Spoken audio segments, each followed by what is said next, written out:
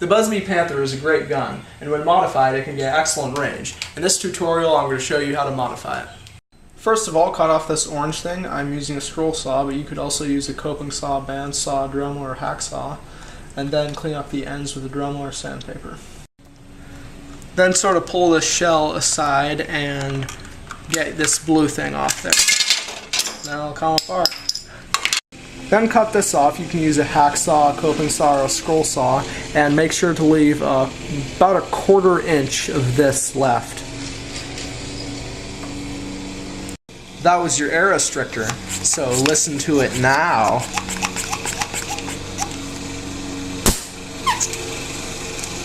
Pretty awesome. I felt that. Now pour hot glue in this hole around here, right around that middle hole, but don't get any hot glue in the middle hole or your blaster won't fire. This is to eliminate dead space.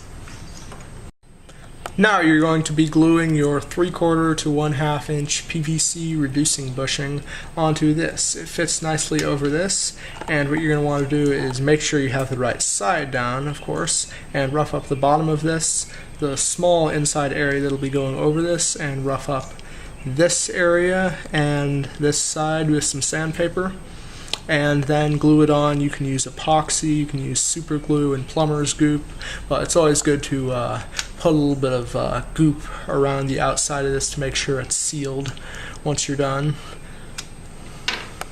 Make sure to not get any sanding dust inside your pump tube. I find it helps to ensure this by sanding it while it's upside down. Then wipe down your reducing bushing and the tip of this with rubbing alcohol, or somehow ensure that they don't have any grease or oil on them because we want our adhesives to stick.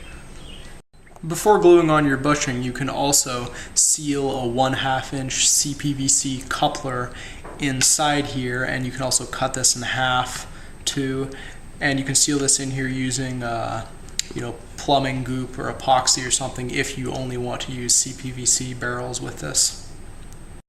Be sure to put adhesive thoroughly on this area and this area, and if you're using something like epoxy, be sure to put some on the inside of this, the end of this, and the bottom of it.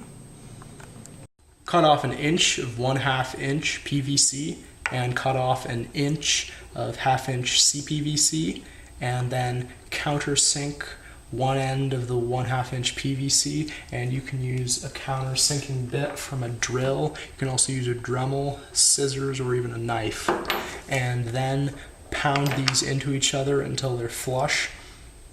This chamfering will allow you to hammer your CPVC into the PVC.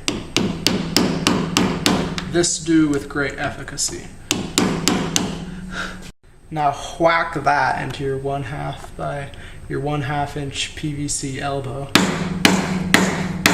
Make sure to hammer that little piece right there into this end of your end cap, not this end with this thing, because this end is nice and smooth on both sides and will go well with your bolt. And Dremel out the CPVC until the shaft of your pump fits in there, and make sure it's in the correct direction. This being in the same plane with this. Hit it in until this is flush with the rear of this whole deal. You can see it and feel it. Now drill a hole through your 1/2 inch PVC elbow, but make sure that you don't drill through that hole, because then there won't be anything. You'll see later on why that matters. Don't drill through that hole. And then you'll drill through it. Once you use your pilot bit, you'll drill through 7/64, and then you'll tap it for 632, and then use a 1 1/4 inch 632 pan head bolt and a nut on the other end, and tighten it down. You can tap this end and then that end, because you don't have a super long tap probably, and you'll get the same result.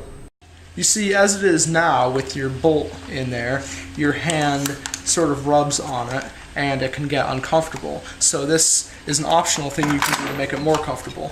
Cut off 3 1/2 inches of 1/2 inch PVC and then just solvent weld it in here. So then you have a pistol grip thing that's much more comfortable. Now you see how this reducing bushing obstructs this from sitting correctly in the shell?